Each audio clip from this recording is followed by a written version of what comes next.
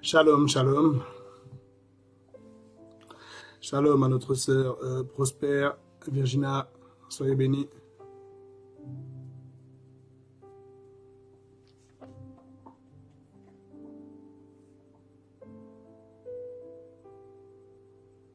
Shalom à notre sœur Odette Versailles.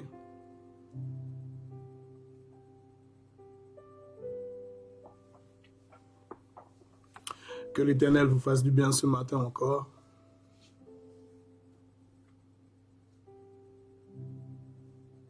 Oh mon Jésus. Oh mon Jésus.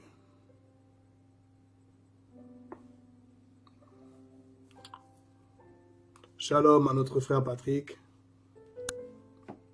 Shalom à notre sœur Stéphanie.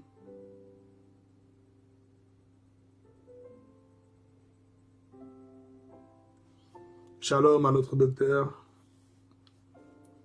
La faille des Shériabasa Bakayabati. L'Éternel est vivant.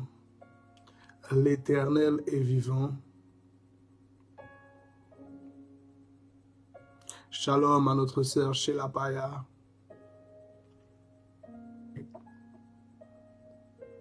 Je vous invite à ceux et celles qui se sont déjà connectés, partagez le direct, partageons le direct, allons gagner des âmes, allons toucher le maximum de personnes ce matin, allons sortir le maximum de personnes de son lit également. Dieu va nous faire grâce. Il faut que la parole soit apportée. Si les personnes ne se lèvent pas pour venir à la parole, alors la parole viendra à eux.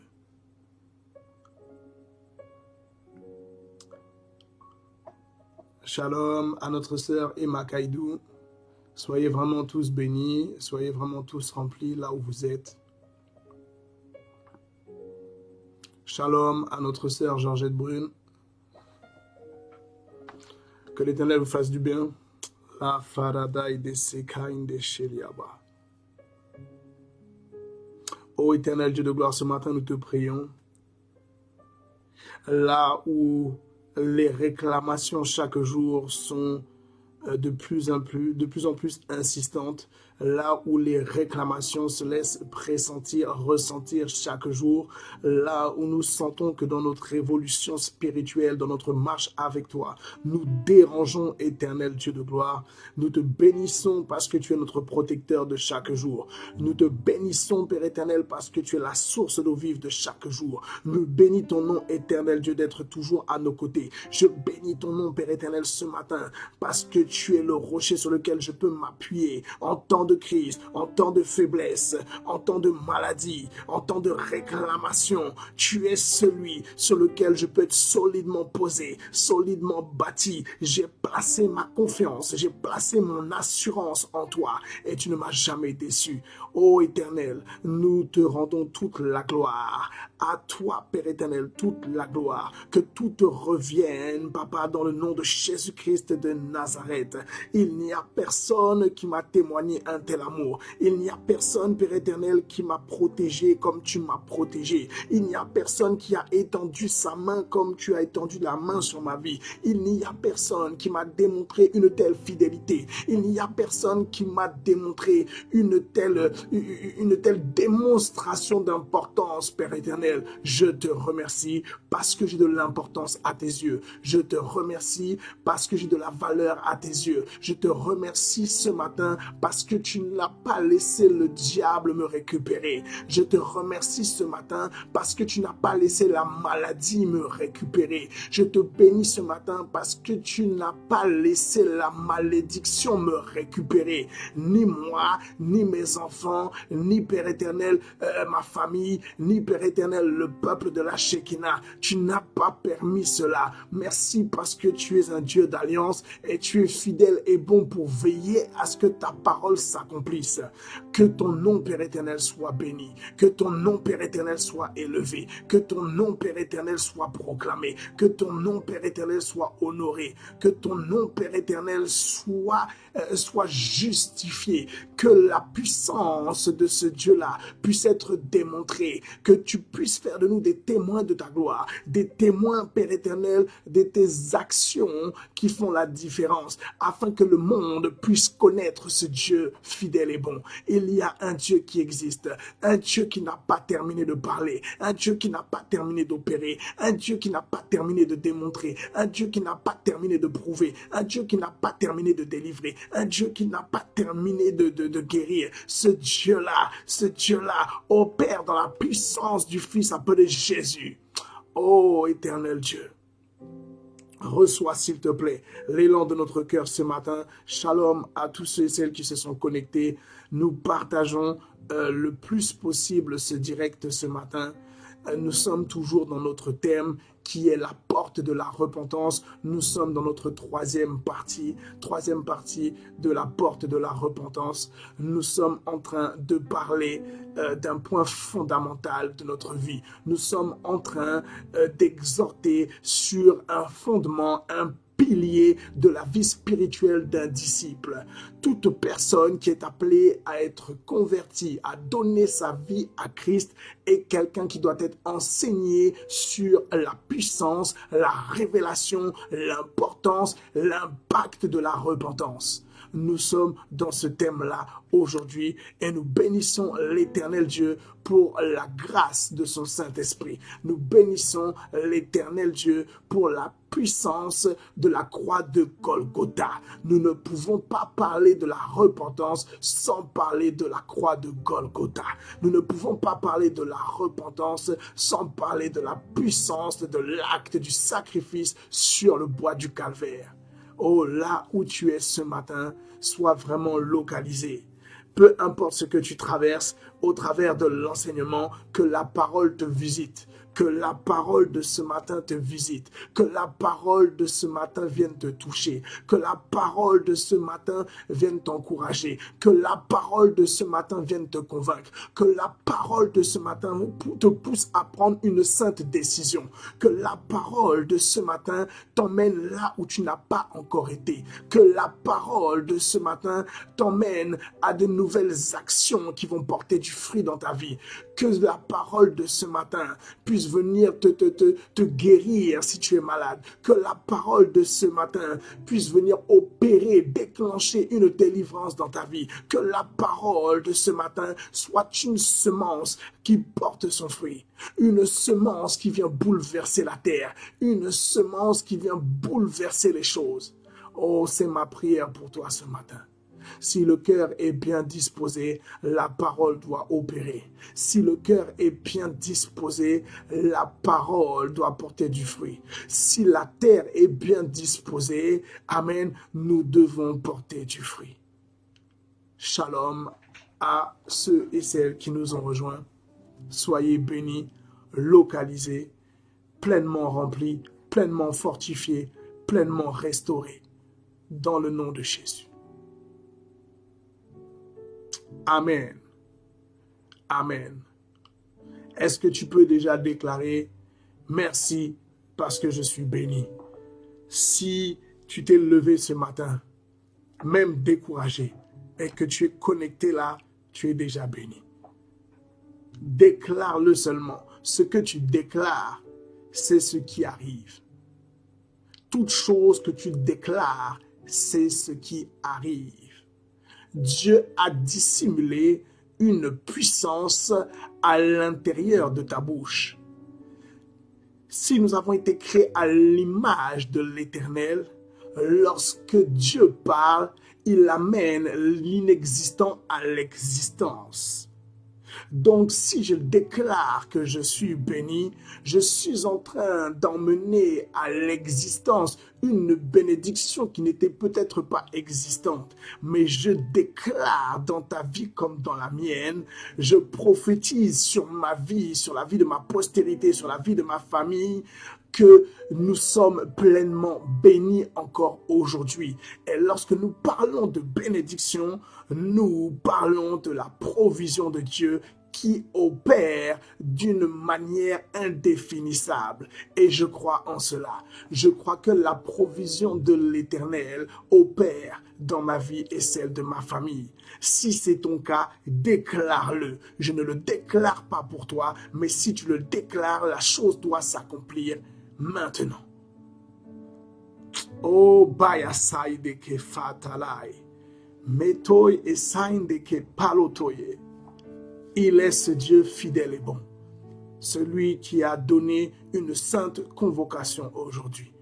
Si tu as répondu à cela, tu es béni.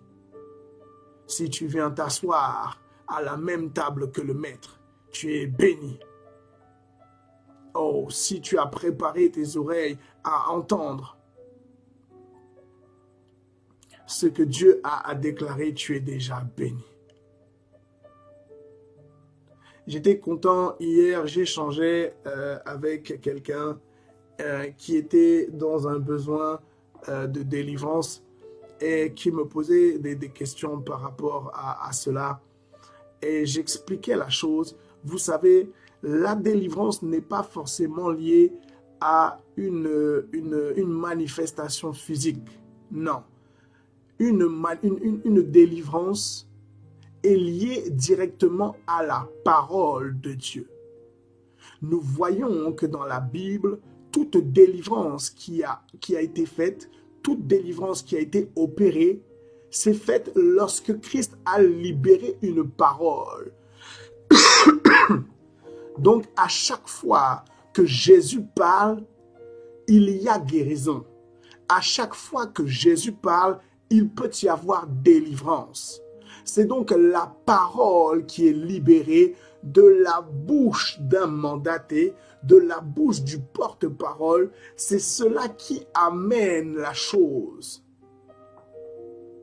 La délivrance n'est pas liée à une manifestation, mais la délivrance est liée, associée obligatoirement à la parole de Dieu. Parce que ce qui sort de la bouche de Jésus-Christ est parole d'autorité. Amen. Donc lorsque Christ parle aux malades, lorsque Christ parle à ceux qui sont tenus captifs, il parle et dans la manière de parler, il y a l'autorité du Créateur. La délivrance, c'est la parole qui vient à ta rencontre et qui vient changer et troubler ton existence. Mais pour que la chose puisse se faire, pardon, il faut avant tout que le désir soit là. Si Dieu voit que tu as un désir de changer et que ce qu'il y a à l'intérieur de toi qui t'empêche de goûter à cela rentre en opposition, Dieu opère dans le discernement. Voilà pourquoi il est dit que la bouche de l'Éternel, la parole est semblable à une épée qui tranche. Elle fait quoi? Elle sépare. Elle sépare donc la véritable volonté de celui qui veut s'en sortir de la volonté biaisée de celui qui a réussi à prendre autorité sur nous-mêmes. Amen. Donc lorsque Dieu parle, il vient séparer, il prête l'oreille. Et il dit non, ce frère-là, cet enfant-là, cette sœur-là, cette maman-là, elle a le véritable désir de s'en sortir. Donc Dieu déclare la parole et lorsque tu as la volonté emmène à un changement d'état de notre terre. La terre est le symbole du cœur. Donc, lorsque tu as une véritable volonté, c'est le cœur qui parle. Donc, lorsque tu es au contact des enseignements, lorsque tu lis la Bible chez toi, c'est un processus de délivrance qui a déjà débuté, qui est déjà commencé. Nous réclamons parfois des choses qui sont déjà en train de se passer, mais parce que nous n'avons pas été enseignés, nous ne pouvons pas comprendre ces choses-là. Nous sommes toujours dans le thème de la repentance. Pourquoi je parle de ça? Parce que la repentance est une porte qui ouvre l'accès à la délivrance. Amen. Est-ce que, pour l'instant, tout ce que je dis est bien compréhensible? Est-ce que c'est clair? avant que nous passions à l'étape suivante. Amen. Si c'est OK, tu me dis c'est OK et nous passons à l'étape suivante. Nous rentrons ce matin dans le spirituel. Je ne reviens plus sur les définitions. Je ne reviens plus sur l'étymologie. Je considère cela comme acquis. Nous en avons parlé assez longuement et de manière détaillée lundi. Mardi, j'ai repris un peu la chose. J'ai résumé. Amen. Aujourd'hui, je ne reviens plus dessus. On passe à autre chose. Pour ceux et celles qui n'étaient pas là, séance de rattrapage. Vous savez déjà, les vidéos sont sur le Facebook. Et à partir de ce soir, elles seront également sur mon compte YouTube. Je mettrai tout dessus. Nous passons à la suite. Voilà où nous nous étions arrêtés hier. Et c'est ça qui nous intéresse. Amen. Alors, je vais me positionner. Ici. Voilà. Je reprends le schéma. Attention, ça là, c'est copyright. Ça, c'est mon cru. Ça vient de ma tête. Donc, n'allez pas capturer mes affaires, allez distribuer tout ça. Vous êtes prévenus. Je n'ai pas encore mis de filigrane. Je vais mettre un filigrane et en transparence à Peau de Damien pour qu'on ne puisse pas voler mes affaires. Je n'ai pas encore déposé le brevet. Mais ça là, c'est quelque chose qui vient de mon crâne. Donc, n'allez pas diffuser. Amen. Nous avions vu cela hier ensemble. Je vais peut-être un peu légèrement agrandir, parce que maintenant je sais faire. J'ai appris à gérer un peu le truc. Ok. Nous avons vu quoi? Nous avons vu une vie qui n'est pas en accord avec la parole de Dieu. Ce schéma-là, je l'ai déjà un peu expliqué hier, mais c'est pour faire la transition là où nous nous étions arrêtés. Ok. Nous avons vu quoi? Nous avons vu que la vie d'un homme est composée de la manière suivante. C'est un cycle. La vie d'un homme est résumée à un cycle. Dans le mot cycle, il y a le mot cercle et le cercle a pour but de tourner en rond. Amen. Donc, lorsque tu regardes l'existence d'un homme, la vie d'un homme, c'est quoi? Nous avons vu faire des rencontres amicales. Tu fais des rencontres, etc. Tu peux rencontrer une femme qui s'appelle Gertrude. Tu peux rencontrer un homme qui s'appelle Nestor. On avait vu tout ça. Hein? Les rencontres amicales. Après, tu sais que dans l'évolution des choses, tu dois étudier d'une manière ou d'une autre. Et nous avons bien pris l'exemple que même si tu ne rentres pas à l'école, le fait d'être au contact de quelqu'un, tes parents ou un mentor ou quelqu'un qui prend soin de toi, quelqu'un qui t'a adopté, il t'apprend les choses de la vie, donc il t'enseigne. Ça fait partie de l'étude. Tu es destiné à étudier. Ça fait partie du processus de la vie de l'homme. Nous continuons. Ensuite, tu as les rencontres sentimentales. Il y a obligatoirement dans ton cursus, dans l'évolution de l'homme, un moment où tu rencontres quelqu'un, où tes hormones commencent à changer, où tes hormones commencent à parler, où il commence à y avoir une attirance, il commence à y avoir une attitude que tu ne connais pas. Amen. Ensuite, il y a ce côté où tu sais ce qui domine un peu cette terre, ce monde. Et nous parlons de l'argent. Et tu sais qu'il y a un temps où tu comprends que pour bien vivre, il faut faire des économies. Nous parlons donc là de l'argent. Nous continuons encore. L'argent est associé au projet. Je passe très vite parce que hier, j'ai déjà détaillé ça, mais c'est pour faire la transition avec la suite. Donc, les projets sont liés à tes économies. Amen. Et enfin, tu as la santé. Ta santé à laquelle tu fais en sorte de prendre soin. Amen.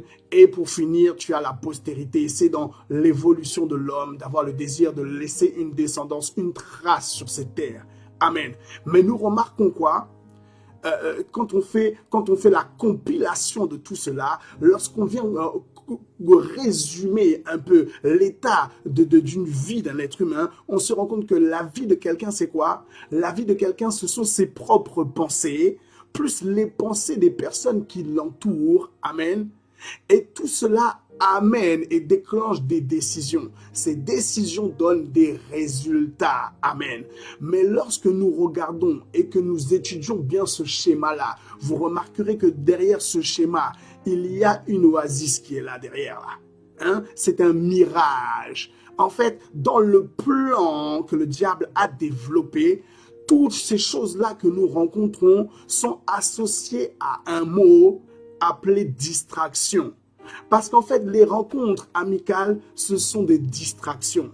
Les études et les diplômes, ce sont des distractions. Les rencontres sentimentales, ce sont des distractions. Les économies, ce sont des distractions. Les projets, ce sont des distractions. La santé, la manière dont tu veux la gérer, l'entretenir, c'est une distraction. L'obsession que tu peux avoir pour obtenir une postérité, ça aussi, ça fait partie de la distraction. Pourquoi? Pourquoi? Parce que toutes ces choses-là, regardez bien, j'avais expliqué ça, quand vous regardez le schéma, il y a une roue crantée au milieu, ce que vous voyez là. Et cette roue-là, c'est comme une horloge. Vous voyez, quand vous prenez une horloge, quand vous achetez une montre et que vous voyez même à l'intérieur de la montre comment ça se passe, vous voyez que ce sont des rouages qui viennent pour s'emboîter. Amen. Donc, dans la parole, il est dit quoi? Que les membres, nous sommes tous des membres d'une église, le membre d'un même corps, et nous sommes appelés à faire quoi? À s'emboîter, à être complémentaires pour que le corps puisse bien fonctionner. Amen. Mais là, ce qui se passe dans ce schéma-là, c'est que ce qui réside au milieu, c'est la pensée de l'homme. Tant que ta vie sera véhiculée par ta propre pensée, tout ce que tu vas entreprendre ne restera pas. Et nous avons parlé d'instabilité. Donc, tout ce qui est lié à la pensée charnelle, tout ce qui est lié à l'entendement charnel, tout ce qui est lié à tes propres convictions, tout ce qui est lié à ta propre imagination, tout ce qui est lié à ton propre raisonnement, les choses qui t'appartiennent et qui sont issues de ta chair, tous les fruits que cela va donner, ce sont des fruits qui ne vont pas perdurer. Amen. Voilà pourquoi derrière j'ai mis cela, l'oasis. Parce que dans l'oasis, tu penses qu'il y a de l'eau. Tu penses que l'eau est le symbole de la vie. Donc tu penses que c'est la vie que tu mènes. Tu penses que c'est une bonne vie. Amen. Et lorsque tu regardes, tu analyses, tu dis non, moi dans ma vie, mes potes sont toujours là, ce sont toujours les mêmes. Oh non, moi dans ma vie, j'ai eu les diplômes. Ah, moi dans ma vie, non, j'ai les rencontres sentimentales, je me suis marié. Tu peux prendre tous ces cas-là, mais si nous rentrons en profondeur, nous allons remarquer qu'il y a quelque chose qui manque, et cette chose qui manque, c'est l'absence de la repentance. Si tu fouilles bien dans ta vie, dans ton existence, il y a un père à qui tu n'as jamais pardonné, et à qui tu ne parles plus. Une mère à qui tu n'as jamais pardonné et à qui tu ne parles plus. Quelqu'un dans la famille à qui tu as tourné le dos et à qui tu ne parles plus. Il y a des choses qui sont toujours là mais sous-jacentes. Donc tu penses que ta vie est bonne parce que toutes ces choses-là sont peut-être au vert. Mais si tu rentres en détail dans chacun de ces axes-là, tu te rends compte que l'instabilité est là. Donc si maintenant la vie est un recommencement, ça veut dire que l'instabilité que tu as dans tes rencontres amicales, cela va recommencer. L'instabilité que tu as dans tes rencontres sentimentales, ça va recommencer. Tu pensais que la personne allait te marier, on t'a toujours pas marié. Le cycle se recommence. Tu pensais avoir trouvé la bonne personne, on t'a largué et tu vas retrouver une autre personne. Tu pensais que c'était la même et on t'a encore largué. Le cycle recommence. Tu fais des économies. Tu avais mis un bon pactole, ça disparaît. L'année prochaine, même période, tu te rends compte que tu avais un bon pactole, paf, ça disparaît. Le cycle recommence. En fait, tout ce que tu fais ou tu pensais que c'était bien, ce n'était qu'un mirage. Tu pensais avoir l'eau, mais tu n'avais pas l'eau. Tu pensais avoir le rocher, mais tu n'avais pas le rocher. Amen. Amen. Je passe à ce qui nous intéresse et là, nous nous sommes arrêtés hier. Voilà ce qui nous intéresse. Nous avions vu quelle était la vie d'un homme qui vit selon lui et ses propres pensées. Ses pensées sont au milieu de tout. Amen. Maintenant, observons ce qui se passe pour quelqu'un qui a une vie en Jésus-Christ. Nous avions vu avant tout une chose,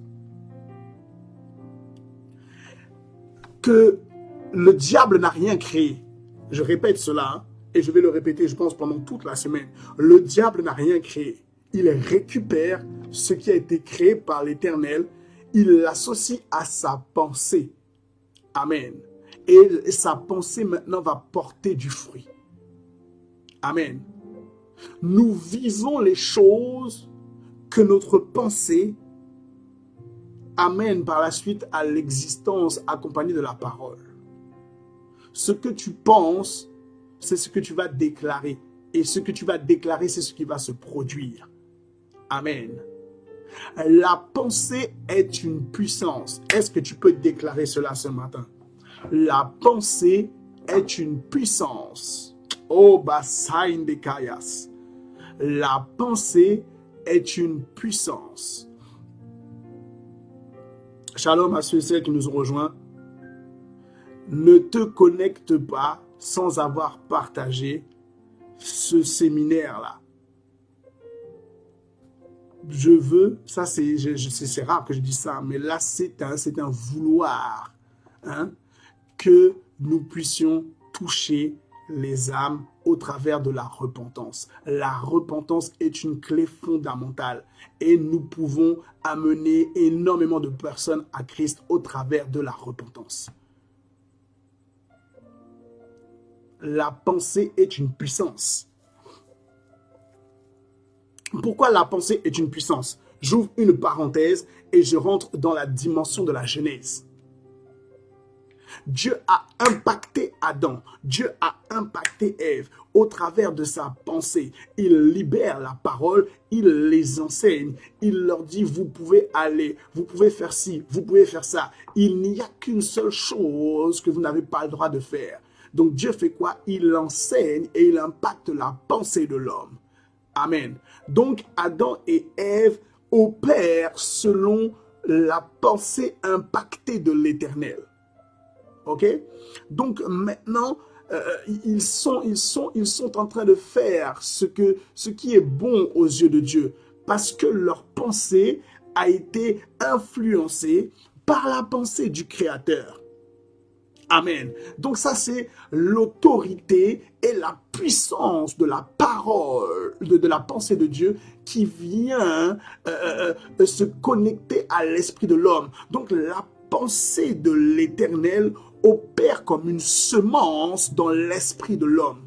La pensée de l'Éternel, la pensée de Dieu opère comme une semence dans l'esprit de l'homme. Donc, lorsqu'on parle de semences qui portent du fruit, on parle d'une évolution qui donne naissance à des actions. Donc, lorsque la pensée de Dieu rencontre la pensée de l'homme, c'est une semence qui vient rentrer dans l'esprit, dans le cœur de l'homme. Et lorsque l'homme doit opérer, la pensée donne naissance à des actions qui sont en accord avec ce que Dieu veut. Amen. Nous reparlons de la Genèse, pourquoi? Parce que la Genèse, il y a une anomalie qui est rentrée là. Et nous sommes sous l'influence de cette anomalie. Le serpent qui avait entendu, tapis dans l'ombre, ce que l'Éternel avait déclaré à Adam et Ève, est venu se manifester à un lieu où, en fait, il a déterminé le lieu saint comme un lieu de chute. Le lieu dans lequel ils sont situés est un lieu dans lequel ils sont censés être bénis. Oh mon Dieu, il y a un endroit dans lequel tu es situé et c'est un endroit de bénédiction. Mais le diable a décidé de changer l'atmosphère ou de te déloger de l'endroit de bénédiction dans lequel tu es. Oh mon Dieu. Il y a une stratégie qui a été mise en place par le diable. Et cette stratégie-là a pour but de te délocaliser. Cette stratégie-là a pour but de nous retirer de l'endroit de bénédiction dans lequel nous avons été Dieu a pris Adam, Dieu a pris Ève, il les positionne en Éden. En Éden, il y a un jardin. Il les place dans le jardin. Le serpent apparaît là. Et le serpent vient faire quoi? Il opère au travers de la parole pour influencer la pensée. Amen. Influencer la pensée. Et c'est ce que le serpent a fait. Donc, l'endroit qui n'avait jamais été souillé, l'endroit qui avait toujours été dans le respect des choses de l'Éternel, est venu maintenant être troublé par une stratégie démoniaque. Maintenant, Adam et Ève prennent une décision parce qu'ils sont sous l'influence de la pensée du serpent. Amen. Donc, nous voyons quoi? La parole dit cela. Alors, attendez, je vais me décaler. Et c'est ça qui nous intéresse.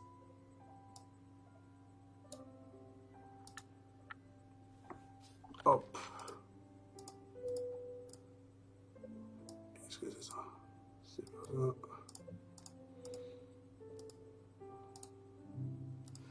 Oh Jésus, est-ce que pour l'instant, nous sommes ensemble? Tout est bon pour vous?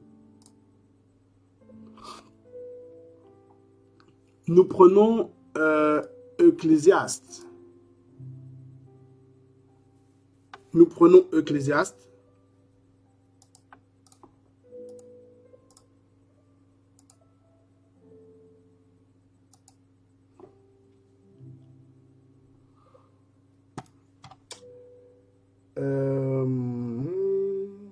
Hop là.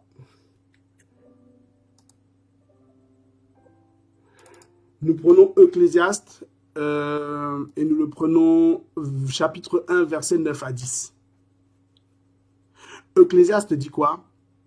Ce qui a été, c'est ce qui sera. Vous vous souvenez de ça? Et ce qui s'est fait, c'est ce qui se fera. Il n'y a rien de nouveau sous le soleil. S'il est une chose dont on dise, voici ceci c'est nouveau, cette chose-là existait déjà dans les siècles qui nous ont précédés. Donc ça veut dire quoi? Le cycle est appelé à se reproduire. Donc dans le cycle qui est appelé à se reproduire, toi et moi nous sommes appelés à quoi? À revenir à un point nommé. Et ça, c'est la définition de la repentance. La définition de la repentance, c'est quoi? C'est le changement du raisonnement de l'homme dans le but de revenir et de répondre à un appel. Dieu nous appelle à revenir à l'origine. Dieu nous appelle à revenir à l'existence. Dieu nous appelle à revenir à la nature des choses. Et à la nature, Adam et Ève n'étaient pas soumis à la pensée du serpent, mais ils étaient soumis à la pensée du Créateur. Donc, lorsque tu regardes ce schéma-là, amen, c'est le schéma de quelqu'un qui a sa vie en Jésus-Christ, qui a décidé de changer de raisonnement. Ce n'est donc plus sa pensée qui domine, mais c'est la pensée de Jésus-Christ lui-même. Amen. Voilà pourquoi quand vous regardez ce schéma-là, il y a une croix au milieu. Amen. Ça veut dire quoi? Que ce n'est pas la vie, ce n'est plus ta vie qui est là. Amen. C'est ta vie dépendant de celle de Jésus-Christ de Nazareth. Donc, quelqu'un qui est impacté par la vie de Jésus, quelqu'un qui est impacté par la parole, il ne fait plus de rencontres amicales. Il rencontre des frères d'armes. Les frères d'armes, nous avons dit cela hier, c'est la dimension de Jonathan et de David. Les frères d'armes, ce sont des personnes dont le cœur se connecte. Ce sont des personnes qui se connaissent en esprit. Ils ne sont pas dans la chair, mais ils sont dans l'esprit. Ils ne sont pas dans la vision charnelle, mais ils sont dans la vision que Dieu a déclarée. Donc, si Dieu a donné une vision au docteur Maryse et que Dieu a donné une vision à l'apôtre Damien, parce qu'ils servent le même Dieu, ces deux visions peuvent rentrer en accord. Ces deux visions peuvent rentrer en accord. Elles peuvent porter du fruit ensemble. Mais par contre, si la vision du docteur Maryse, qui émane de la vision de Dieu, rencontre la vision de Nestor, qui n'a pas donné sa vie à Christ, ces deux visions-là ne vont jamais se rencontrer. Elles seront en opposition parce qu'elles ne sont pas issues d'un même esprit. Donc, si elles ne sont pas issues d'un même esprit, elles ne répondent pas au même désir. Il y en a un qui va répondre au désir de son Dieu, au désir de l'esprit, et de l'autre côté, il y en a un qui va répondre au désir de la chair, qui est associé au diable lui-même qui veut nous faire tomber. Voilà pourquoi ces deux choses-là ne peuvent pas se rencontrer. Donc, dans ta vie, ne recherche pas les amis. Ne demande pas à Dieu des amis fidèles. Ne demande pas à Dieu des amis qui restent à tes côtés. Demande à l'Éternel des frères d'armes qui vont partager le goût du sacrifice, qui vont partager le goût de l'évangile, qui vont partager le goût du sacerdoce, qui vont partager le goût de la croix de Golgotha. Amen. Amen. Pour celui qui est impacté par la pensée de Dieu, il n'est plus reconnu par l'État, mais il est reconnu par les cieux. Pour celui qui est impacté par l'évangile et par Jésus-Christ lui-même, il ne s'occupe plus d'aller faire des dates avec des hommes. Il ne s'occupe plus d'aller faire des dates avec les femmes. Il ne s'occupe plus d'aller chercher l'amour.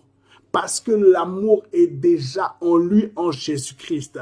Et il se prépare à quoi? Il se prépare à la venue de l'époux. Oh mon Dieu! Ce n'est plus les mêmes priorités. Lorsque tu es dans la chair, tu cherches un homme, une femme à qui plaire et satisfaire afin que tu ne sois pas seul. Mais avant d'aller là-bas, il faut d'abord que l'époux soit présent. Oh mon Dieu, pourquoi cela?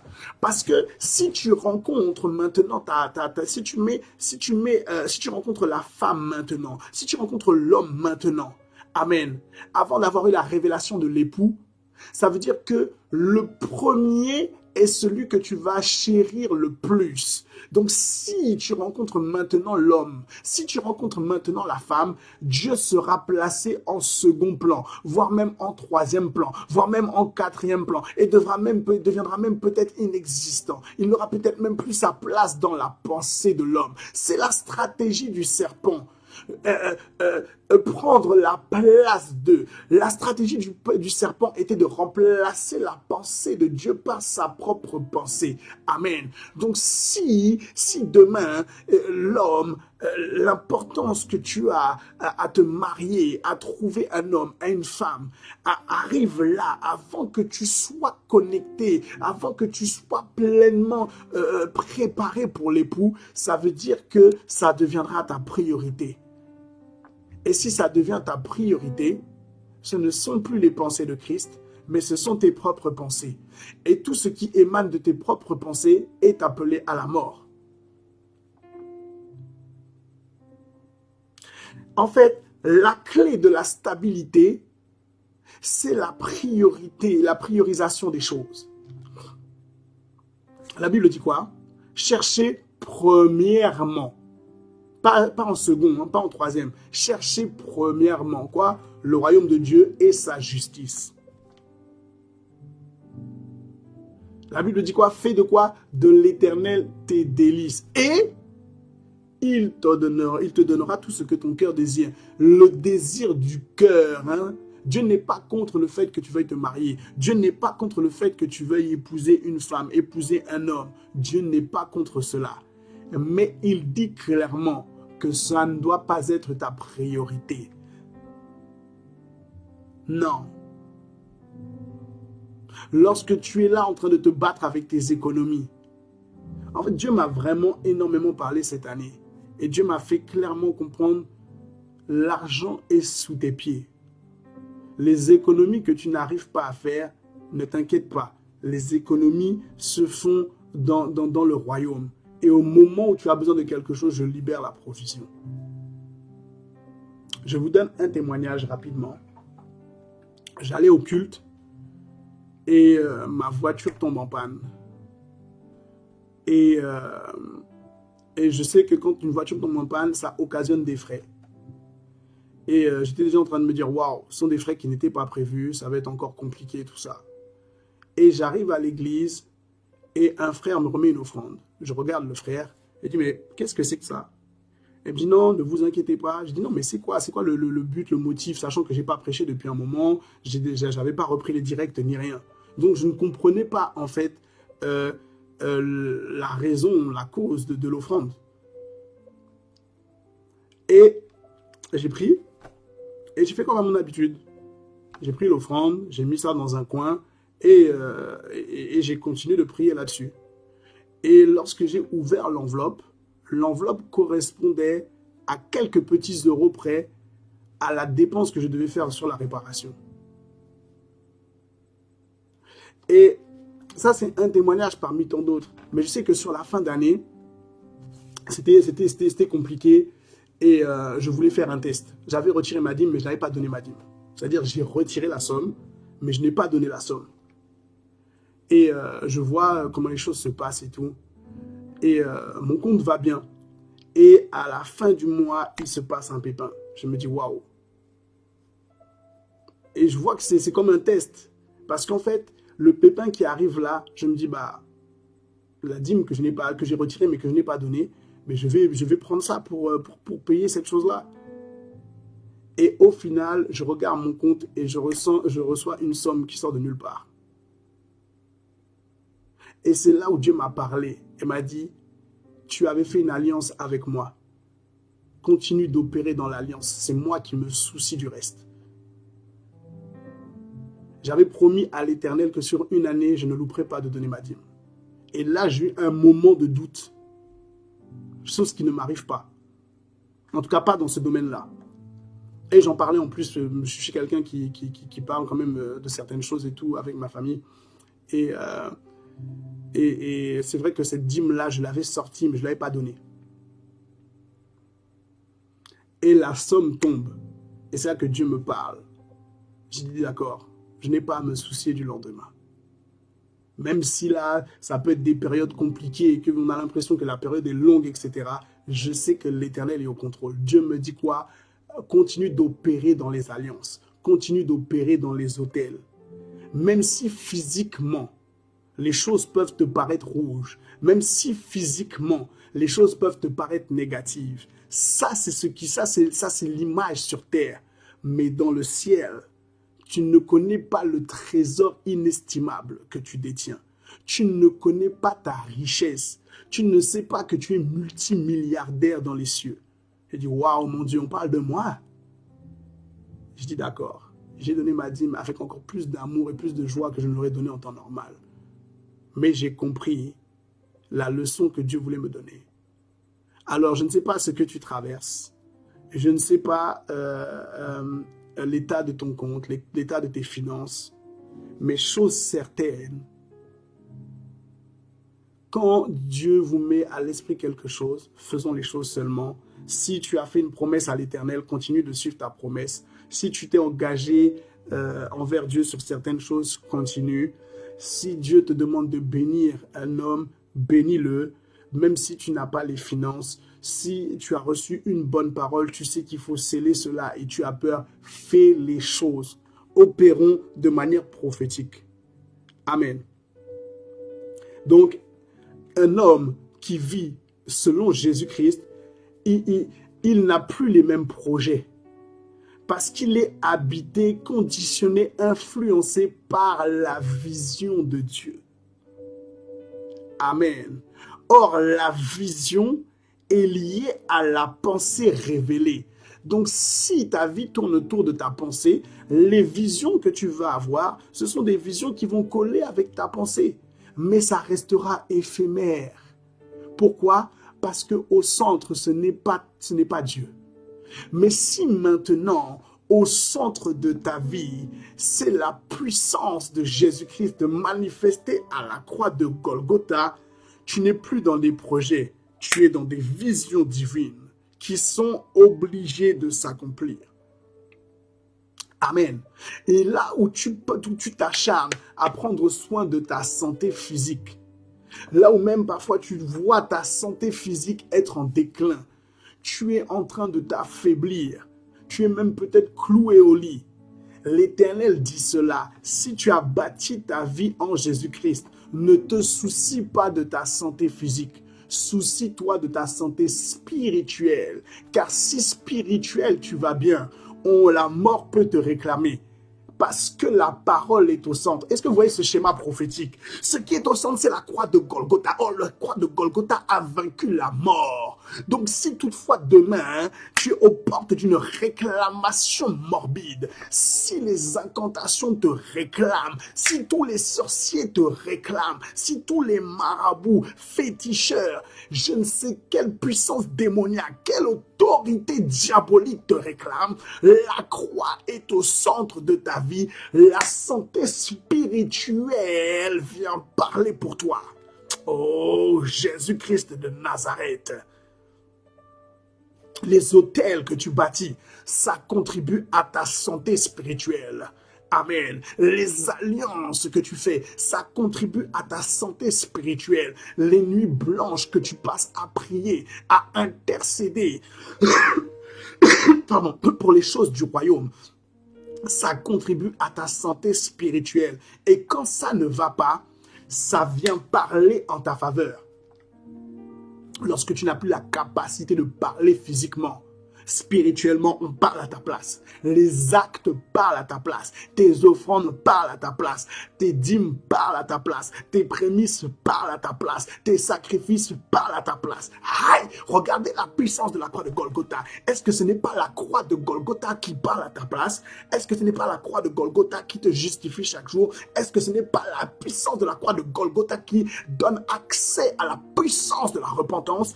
Il n'y a pas de repentance sans la puissance de la croix de Jésus-Christ de Nazareth.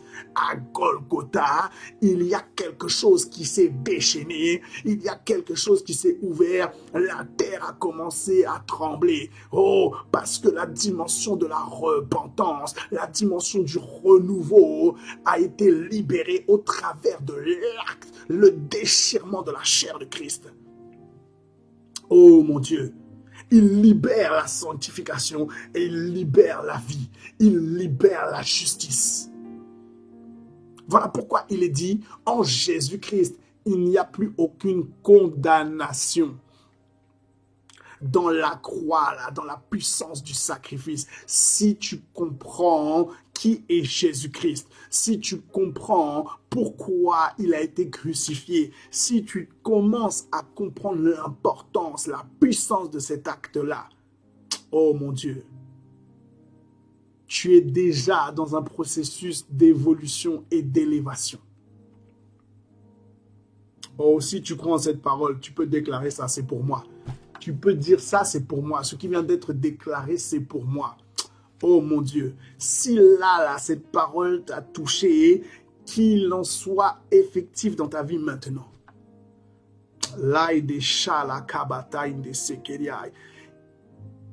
En fait, celui qui a bâti sa vie en Christ ne doit pas se soucier du cancer. Il ne doit pas se soucier du sida. Il ne doit pas se soucier des hémorroïdes. Il ne doit pas se soucier des ulcères. Il ne doit pas se soucier de toutes ces choses-là qui viennent parasiter, qui viennent perturber, qui viennent déconcentrer, qui viennent distraire, comment je peux dire ça? La stabilité du disciple. Amen.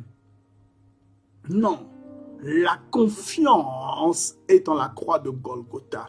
Je sais ce qui s'est passé là-bas. Il y a un homme qui a fait taire ses désirs. Il a répondu à l'appel de son Dieu. Il a dit toutefois ta volonté. et non la mienne. J'accepte l'humiliation publique. J'accepte les insultes. J'accepte qu'on me déchire le vêtement. J'accepte d'être planté. J'accepte de faire couler le sang. J'accepte de faire couler l'eau. J'accepte tout cela pour la vie de Stéphanie, pour la vie d'Emma Kaïdou, pour la vie d'Ornella, pour la vie de Maman Désirée, pour la vie de Karine, pour la vie du docteur Maryse, pour la vie de la sœur Ramel, pour la vie de la sœur Lindor, pour la vie du frère Patrick. Oh, j'ai fait cela pour eux. Dimitri Joël, c'est pour toi. Il y a un Jésus-Christ qui t'aime comme personne ne t'a aimé, qui te canalise comme personne ne peut te canaliser. L'homme ne pourra jamais rien pour toi sur cette terre. Mais si tu prends conscience du Jésus qui a été cloué à la croix de Golgotha pour toi, il est en train de dire, reviens à l'essentiel. La repentance est là. Et l'accès, la porte de la repentance a été ouverte au travers du sacrifice de Jésus-Christ. Oh mon Dieu. Oh mon Dieu. Et une fois, pardon, une fois que tu as vécu cela, Dieu donne la postérité. Est-ce que vous voyez Abraham? Abraham est le bon exemple. Abraham est le bon exemple. Parce que Abraham, Sarah lui a donné les enfants dans le vieil âge. La descendance. Mais Dieu avait libéré une promesse. Tu ne pourras même pas compter ta postérité parce qu'elle sera semblable à une multitude d'étoiles dans les cieux.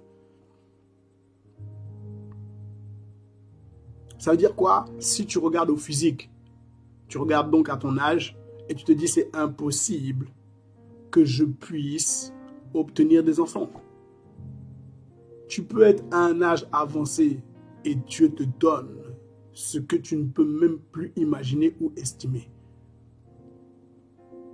Amen. Dieu a accordé à Abraham une postérité physique et spirituelle. Amen. Amen. Oh mon Dieu.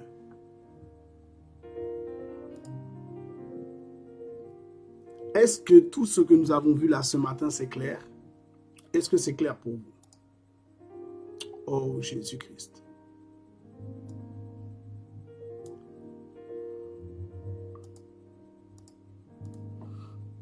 Amen.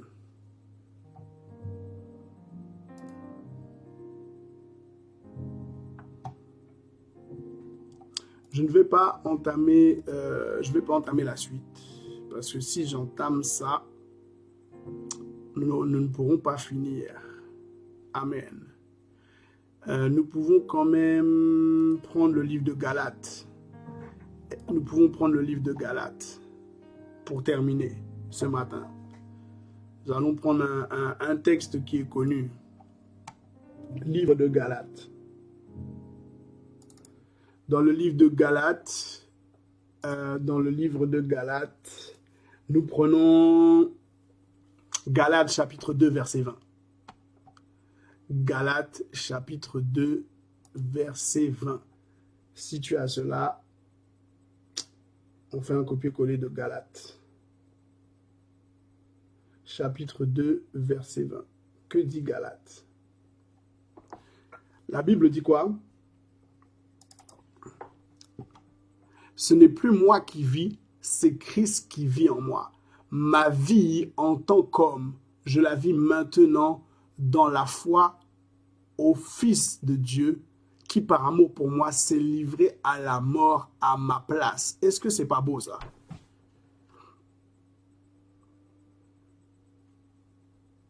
Amen. Ce n'est plus moi qui vis, donc ce n'est plus moi, ce ne sont plus mes pensées qui sont au centre. Amen. mais ce sont les pensées de Christ qui vivent en moi.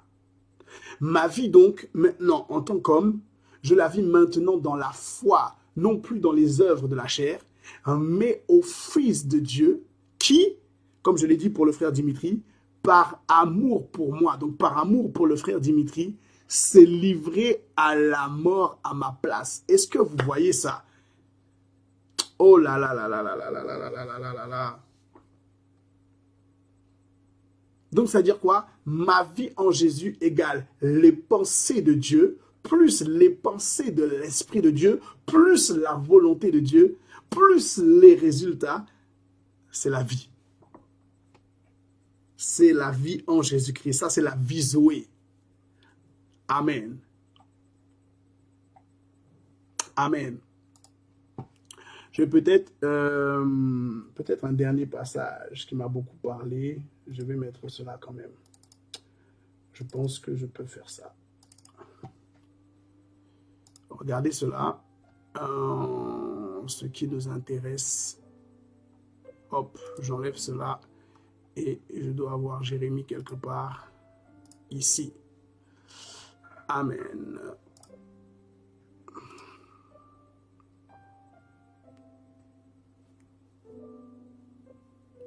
Voici le livre de Jérémie. Oh, j'ai mis ça un peu trop grand.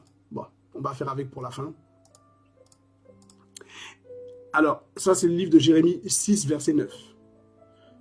6, verset 9, version Louis II, et je termine là-dessus. 6, verset 9.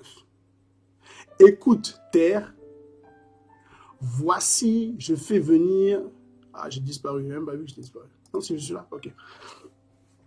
Voici, j'ai fait venir sur ce peuple le malheur, fruit de ses pensées. Car ils n'ont point été attentifs à mes paroles, ils ont méprisé ma loi. Amen. Donc vous voyez ce qui est écrit là? Écoute terre, voici je fais venir sur ce peuple le malheur.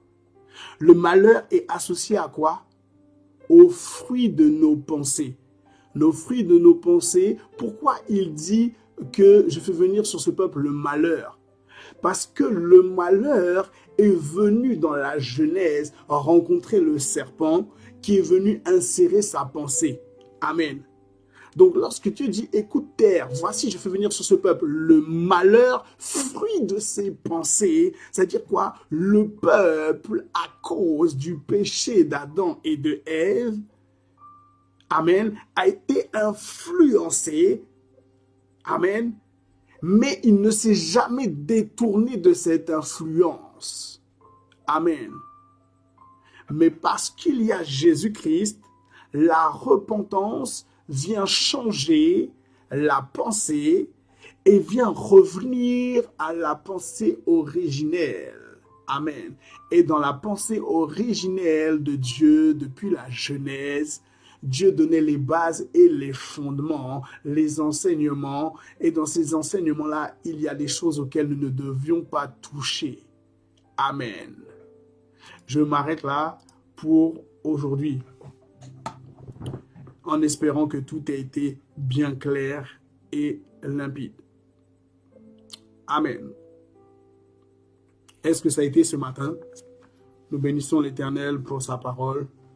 Nous bénissons l'Éternel pour sa parole.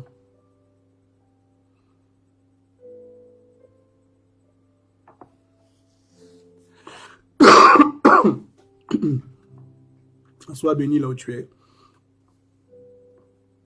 Que l'Éternel puisse continuer de te faire du bien et de te localiser dans le nom de Jésus.